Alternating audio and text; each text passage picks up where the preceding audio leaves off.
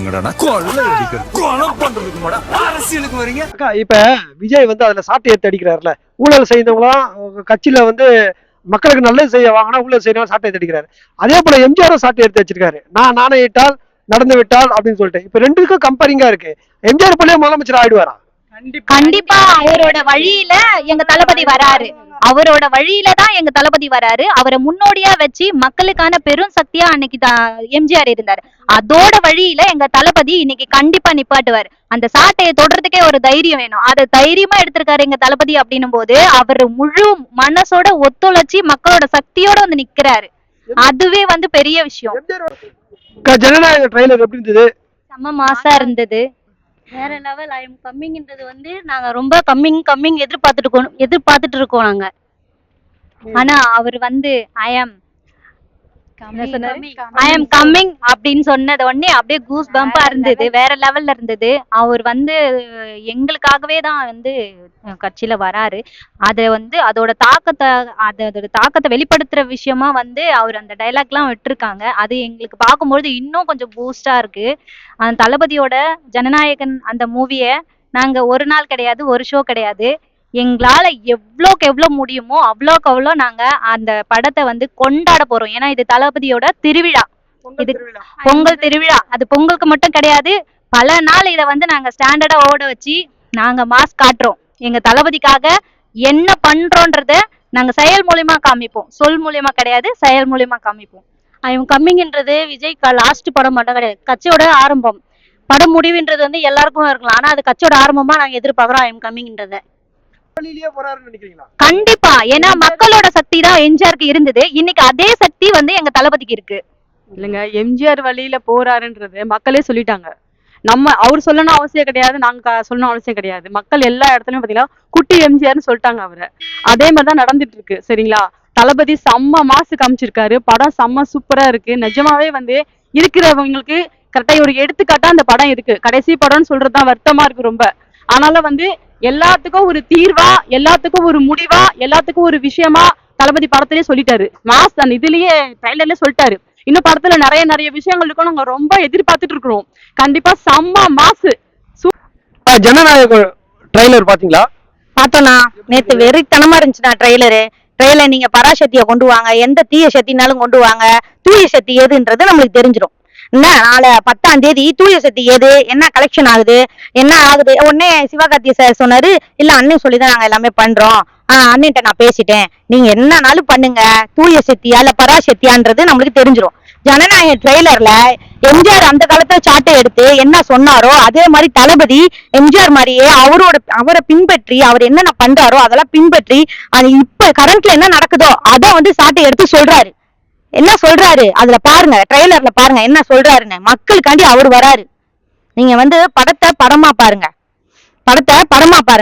அதுல என்ன கருத்து இருக்குன்றதை எடுத்துக்கோங்க. அதுல இருந்து நீங்க படத்துல இது நடக்குது அது நடக்குதுன்றத சொல்றதுக்காண்டி அப்படி பார்த்தா எல்லா படத்தையும் நம்ம எடுத்து பேசலாம். இப்ப சாட்டை அந்த அவரு எம்ஜிஆருக்கு பின்னாடி அவ்வளவு கோடி மக்கள், எத்தனை கோடி மக்கள் பின்னாடி இருந்தாங்களோ அதே மக்கள் கொஞ்சம் கூட சலிக்காம நம்ம தளபதி பின்னாடி நிக்கிறாங்க. அது பாருங்க, அது ஒண்ணு போதும் உங்களுக்கு, அது ஒண்ணு சாட்சி போதும். தீய சத்தியா தூய சத்தியான்றது எங்களுக்கு தெரிஞ்சிடும். இந்த பட வெளியீட்டுல வந்து உதயநிதி பின்னணியில இருந்து வேலை செய்யறாரு அப்படின்னு சொல்றாங்க, அதனாலதான் ஒன்னா வெளியிடுறாங்க அப்படின்றாங்க. இது உண்மையுமே பின்னணியில உதயநிதி வேலை செய்வாரா? ஆமாண்ணா, கண்டிப்பாண்ணா. ஏன்னா சன் டிவில ஏன்னா ஒரு சேனல்ல விஜயோட படத்தை போடுறதுக்கு என்னன்னா, அவங்களுக்கு விஜயோட ப்ரமோஷன் போடுறதுக்கு என்னன்னா, இப்ப வந்து நீங்க சிவகார்த்திகேயன் வந்து அவர் நடிகர், அவர் வந்து நம்ம சொல்ல முடியாது அவர் சொன்னாரா சொல்லலையான்றது சொல்ல முடியாது. அவரு நேர்கனவே 14ஆம் தேதி ரிலீஸ் பண்றோம்னு சொல்லி டேட் அனௌன்ஸ் பண்ணிட்டீங்க.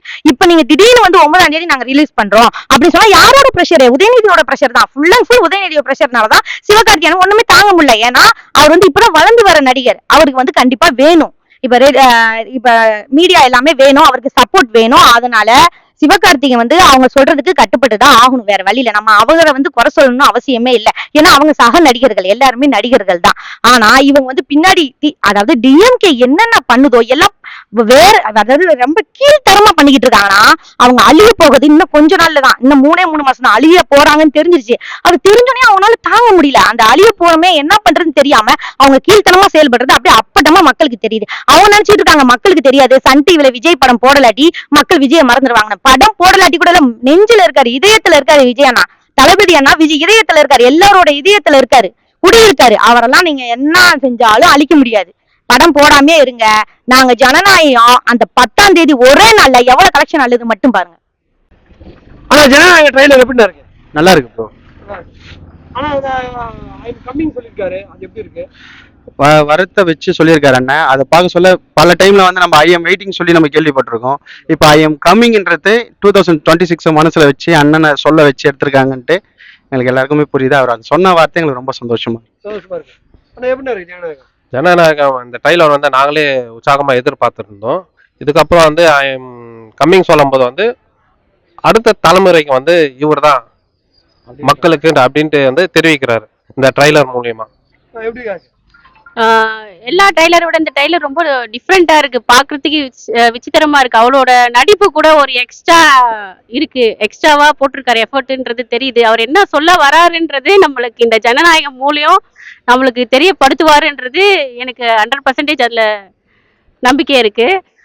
எல்லாரும் பார்த்து அவர் என்ன சொல்ல வராருன்றத நீங்க கண்டிப்பா தெரிஞ்சுப்பீங்க. அந்த படத்தை பாருங்க, உங்களுக்கே புரியும் அவர் என்ன சொல்ல வராருன்றது.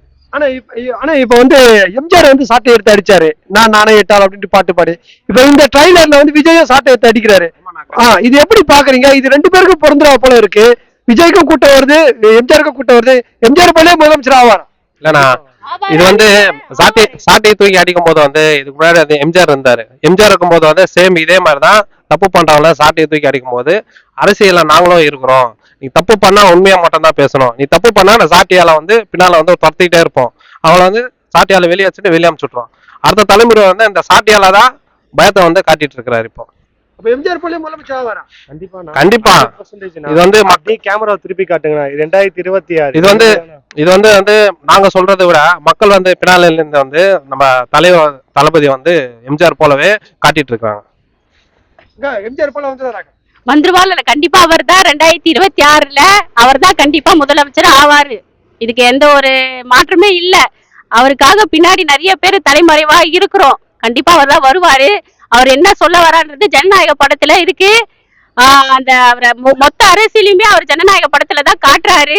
அது என்னன்னு பாத்தீங்கன்னா உங்களுக்கே புரியும். ஆனா எப்படி இருக்கு? இப்ப எம்ஜிஆரும் சாட்டை எடுத்து அடிச்சாரு, இவரும் சாட்டை எடுத்து அடிக்கிறாரு.